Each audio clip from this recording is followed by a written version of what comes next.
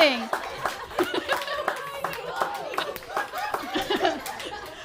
Up next, doing marriage material from out of town, it's Salina Johnson. Make some noise.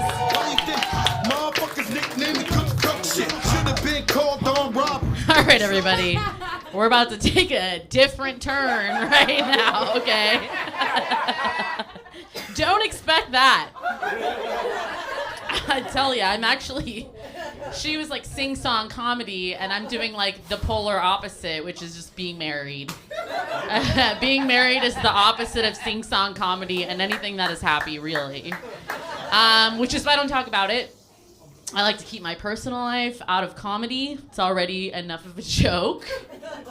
The personal life, that is. Okay, so I'm Hispanic. I don't know if you can tell that. My hair's gotten darker, but the blue eyes throw people off. They're like, what? And I'm like, yeah, I don't know. I'm 100% Mexican. But I did marry a white man. I kind of feel like white men belong to Latinas. And that's an impression of me looking my mother-in-law in the eye during my vows. Remember that, Gene. He's mine now. I've been married for 11 years, believe it or not, because I know that I look like I'm 15 years old. Thank you. I was an infant bride. Yeah, he carried me down the aisle. It was like a Benjamin Button thing. Don't worry about it. It was adorbs. So people will ask me how to keep a marriage going for 11 years. My answer is just marry somebody who's high all the time. Because I'll tell you, I'll start some arguments, and then like halfway through it, I'm like, what was this about again? And I'm like, you know what? Let's just drop it, okay? We're better than this. And he's like, you're such a good person. He's like, you're so easygoing. I'm like, I know. I knew exactly what we were arguing about, and I stopped it. I cut it. I started it, but I also stopped it. So my husband's kind of like a quiet, shy white guy, but just like any other white dude, you give him like 40 Bud Lights, and he's just like Mr. Social. It's a little too much sometimes. Like, me and him will go get drunk somewhere and like start like meeting people. Like, we don't have a lot of couple friends, so we'll start like trying to make some couple friends, but I think we come off like swingers. We'll be like, why didn't they call us?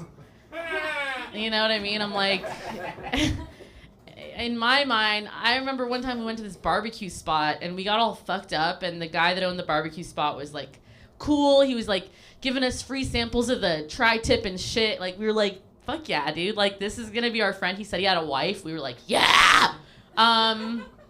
So I gave him my number and his number. I put wife, husband, and then I gave him the number. And I'm like, yeah, you ever want to like do a barbecue or something, like just call us. And they never called. But nobody ever calls when I give them our number. And I think it's because they think we're swingers, but we're not.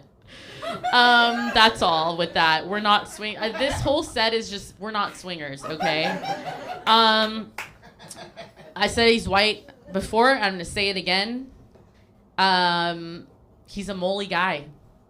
White people and their moles, dude. Like, I didn't know when I got married that like checking the moles weekly was like gonna be on my list as a wife duty. And it's a big responsibility because he's like, I mean, like, he'll like show me his back and he's like, how's it looking back there? Like, is this one still? And I'm like I said, I'm high all the time. So I'm like, I think it just blinked at me. I think you should go in for that one. Like, I'm diagnosing you. I'm like, I don't fucking know. Like, it's red. It's pink. It's sticking out. It's bleeding. No, I'm just kidding. No, his moles are fine so far. You could still kind of be surprised with your spouse after this long. I found out recently, and it kind of gave me the ick about him, that he's seen every episode of that show, 2.5 Men. I was like, I don't even know who you are, actually. Like, quite gross. I still love him. He's pretty supportive about me doing comedy, but not in bed, I guess. I'm like, I feel like it's implied. I just throw on a British accent, like, take your trousers off. And he's like, okay, like, maybe that was it. And then I'm like, let's shag. Take my knickers off. And then he's like, I'm just gonna go to bed. So I was like, all right, British character, not sexy. I don't know, when Hugh Grant does it or whatever, it sounds hot as fuck, dude. For me, being married means I get to do a couple things. One thing I like to do is in grocery stores, when I'm there with my husband, I'll like walk a few feet ahead of him and then be like, stop following me, sir. And I'll like speed walk, and then he'll speed walk to catch me, and he's like all flustered, and I'm like, sir, leave me alone. He loves that one. Yeah, he loves that one. He also loves coming to my shows when I normally talk about like how slutty I used to be. Husbands love that.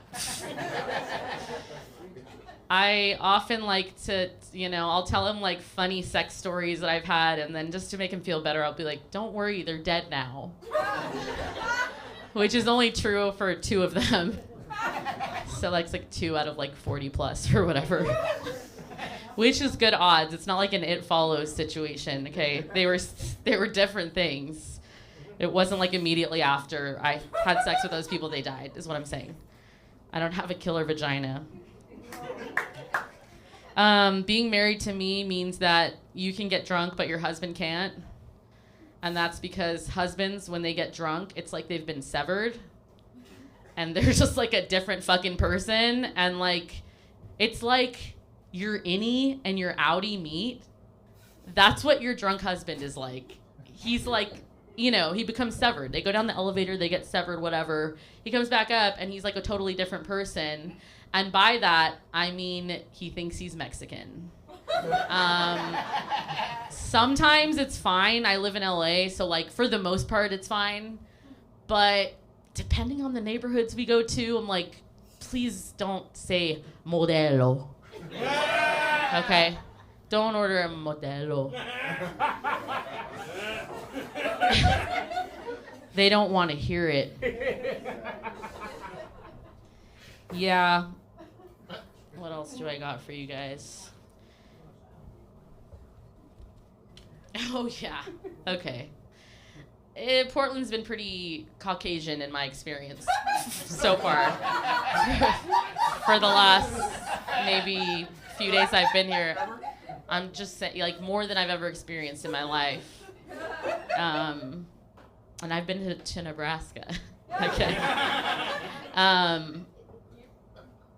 It's cool. Like I said, I married a white guy, and I've dated Hispanic men before, which was fun.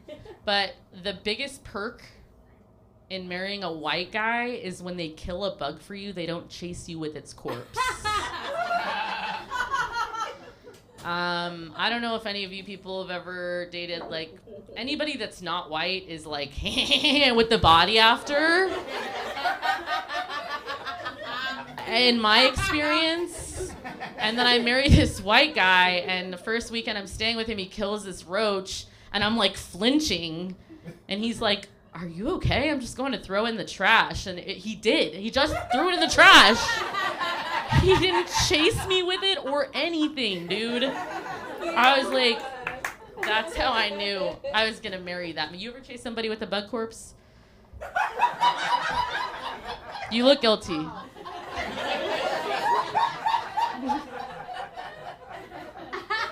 Yeah.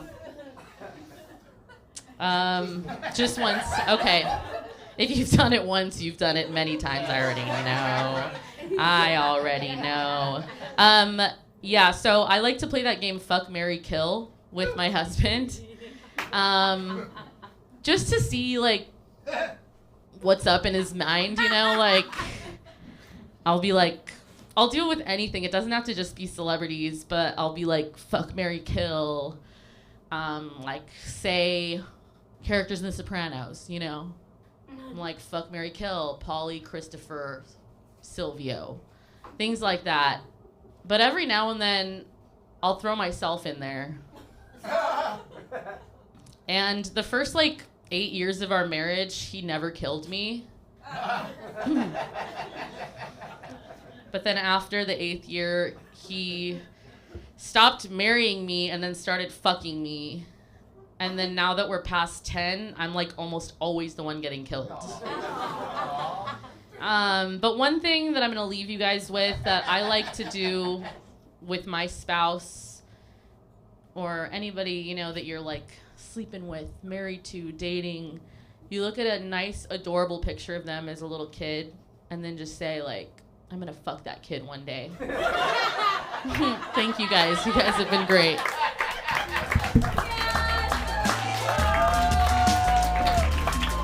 That was Salina Johnson. Make some noise.